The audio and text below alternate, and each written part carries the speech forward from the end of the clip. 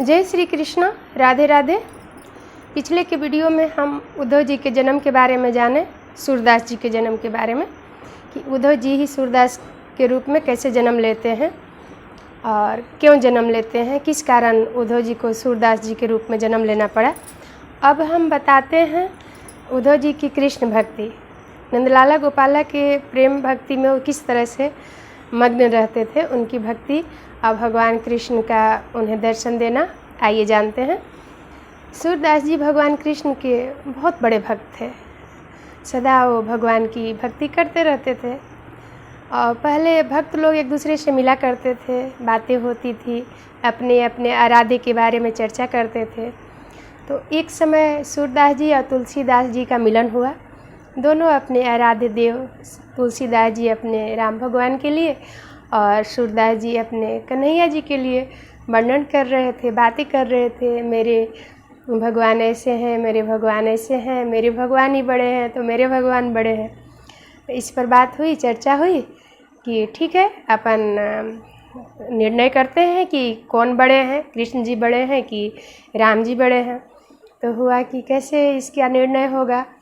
तो तुलसीदास जी कहे कि तराजू लाते हैं और उसमें तौल लेते हैं, एक तरफ आप बैठी, एक तरफ हम बैठे, जिधर की पल्ला भारी रहेगी, जिधर झुकाव होगा वही आराध्य बड़े हैं। सूरदास जी को अपनी भक्ति नंदलाला के ऊपर बहुत विश्वास था, गोपाल जी के ऊपर। तो उन्होंने कहा हाँ ठीक है। तराजू आई, एक तरफ तुलसीदास जी बैठे जय सिया राम बोलकर, और इधर सूरदास जी बैठे जय नंदलाला गोपाला। तो तुलसीदास जी का तरफ जो पलरा था वो झुक गया। अब सूरदास जी बहुत दुखी हुए कि मेरे भगवान जी हमारे वचन को, हमारे बात को नहीं रखे। और आए और अपना झाल मजीरा जितना भी था झोरी में रख दिए और बोले अब कुछ नहीं करना, कुछ नहीं, हमको भगवान का गाना बजाना। कन्हैया जी को मन नहीं लगे, उनके पद सुने बिना, भोग मिले तो भोग न करें, बिना भजन के भोग कैसे करें कन्हैया। रास गोपाल, उन्हें तो भजन बहुत प्रिय है। आए उनके सामने सूरदास जी विरा, बोले सूरदास बाबा आप क्यों नाराज़ हो। तो सूरदास जी बात ही नहीं कर रहे हैं, बोल रहे हैं कि नाराज़गी का कारण आप जानते हैं भगवान, हम क्या बताएं। बोले हाँ जानते तो हैं, पर आप ही बताइएगा, हम जो बोल रहे हैं उसकी फैसला आप कीजिएगा। बोले हाँ ठीक है बोलिए। बोले कि जब आपने ये बात उठाई कि तराजू में वजन होगा, तो हमारा तो कुछ वहाँ पे हमसे कुछ कहे नहीं थे, आप अपने से ही कर लिए हाँ होगा। और देखिए कि तुलसीदास जी को आप तो देखे हैं कितने हट्ठे कट्ठे हैं, और आप दुबले पतले सूखे हुए। और जब तुलसीदास जी तराजू में बैठ रहे थे तो उन्होंने किसको याद किया, किसको साथ में लेके बैठे। तो जय सिया राम, अब राम भगवान को भी लिए और सीता माता को भी लिए और खुद भी हट्ठे कट्ठे, और दोनों बड़े बड़े राम जी और सीता जी। और आप तो एक तो खुद ही दुबले पतले सूखे से, अब गोद में किसको लिए, नंदलाला गोपाला, छोटे से बालक को लेके बैठ गए। और आप ही बताइए कि तराजू किधर की भारी होती, किसका वचन निभाना हमको पड़ेगा। हट्टे कट्टे जिधर रहेंगे वो तो होगा ही ना। सूरदास जी मुस्कुराने लगे, बोले भगवान आप तो, आपसे कौन जीत पाएगा। बोले हाँ यही तो कह रहा हूँ कि आप एक बार तो लाडली राधा का नाम ले लेते, बरसाने की प्यारी राज दुलारी का नाम लेकर तो देखते, मैं पूरे संसार को झुका देता। पर आपने तो राधा जी का नाम ही नहीं लिया। अब उस दिन से तो सूरदास जी राधा जी के भक्त बन गए। ओ लाडली राधा, प्यारी राधा कब दर्शन देंगी, इसी तरह से भजन गाते रहते। अब राधा रानी के, कुंज बिहारी के साथ साथ राधा रानी के भी पद आप एकदम बेचैन हो गए उनके दर्शन के लिए। एक दिन कन्हैया जी आए सूरदास जी के पास और बोले बाबा इधर से ही राधा जी और हम जाते हैं रास के लिए अपने वृंदावन में, तो आप राधा जी के चरण पकड़ लेना और छोड़ना ही नहीं जब तक उनकी दर्शन न हो जाए। बोले सूरदास जी ठीक है हम वैसे ही करेंगे। कुंज बिहारी कन्हैया जी राधा जी के साथ अपने राष्ट्र जाने के लिए निकल रहे थे।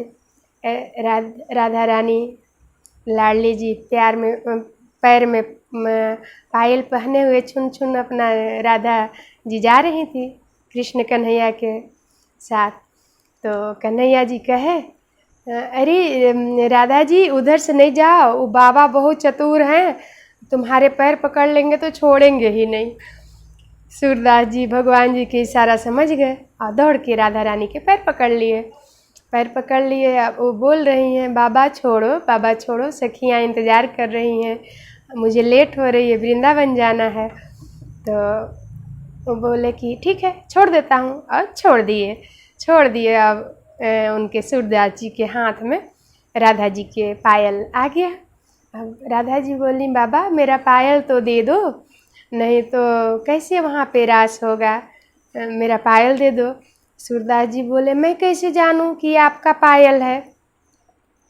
कृष्ण जी बोलते हैं कि राधा रानी, वो बाबा बहुत चतुर है, जब तक उसके आँख में ज्योति नहीं है, रोशनी नहीं दोगी, वो देखेगा नहीं कि पायल तुम्हारा है, मिलाएगा नहीं, तब तक नहीं देंगे वो बाबा, बहुत चतुर बाबा है।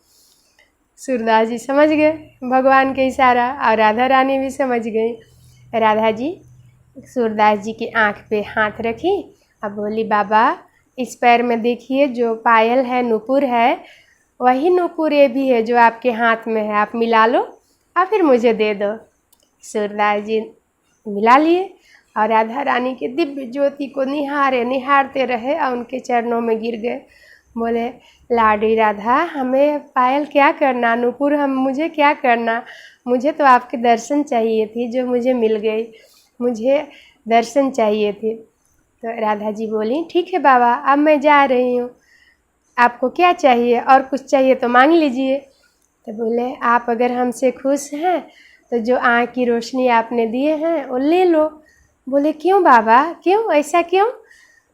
सूरदास जी बोले, राधा रानी लाडली मेरी प्यारी राधा जी, और आप जो ये रोशनी दी हैं जिससे हम आपको निहारे हैं, इस दिव्य ज्योति को देखे हैं, हम नहीं चाहते इस आँख से इस आँख में किसी और चीज़ की छवि आए, बस आपका ही छवि, मेरी श्याम कृष्ण कन्हैया की छवि लेकर मेरा आँख बंद हो जाए, इसलिए आप में ज्योति ले लीजिए कन्हैया, आपकी छवि मेरे आँख में सदा विराजमान रहे, जिससे मैं उनकी, आप दोनों की भक्ति करते रहूं, पद गाते रहूं।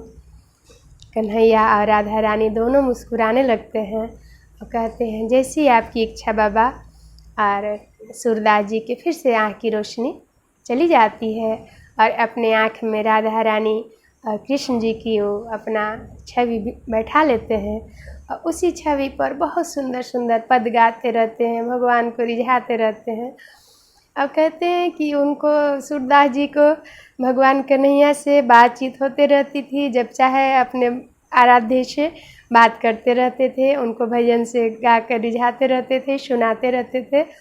ऐसे हैं मेरे सूरदास जी, अलौकिक शक्ति के, बाहर की शक्ति उनके पास नहीं, अंदर की अलौकिक, क्योंकि उद्धव जी ही तो थे जो सूरदास जी के रूप में जन्म लिए थे।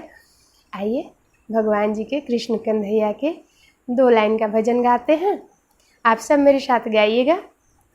नाम है तेरा तारनहारा, कब तेरा दर्शन होगा, जिनकी प्रतिमा इतनी सुंदर, वो कितना सुंदर होगा, वो कितना सुंदर होगा।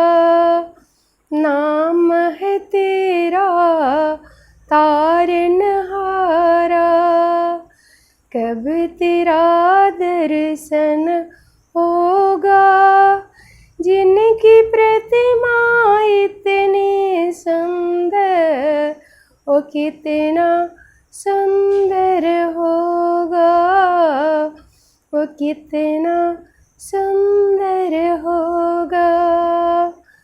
तुमने तारे लाखों प्राणी, इस संतों की वाणी है।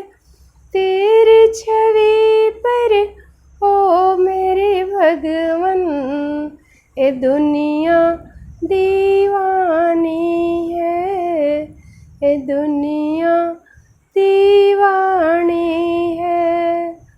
भाव से तेरी पूजा रचाऊं, जीवन में मंगल होगा।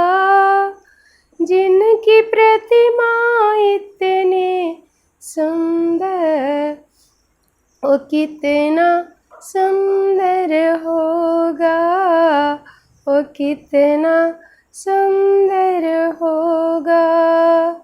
नाम है तेरा तारनहारा, कब तेरा दर्शन होगा।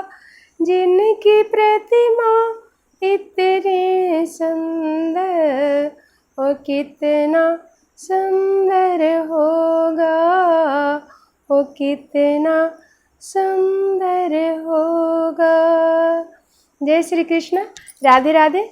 आप सबसे नम्र निवेदन है कि इस वीडियो को लाइक कीजिएगा, शेयर कीजिएगा और सभी के पास भेजिएगा। जय श्री कृष्ण, राधे राधे।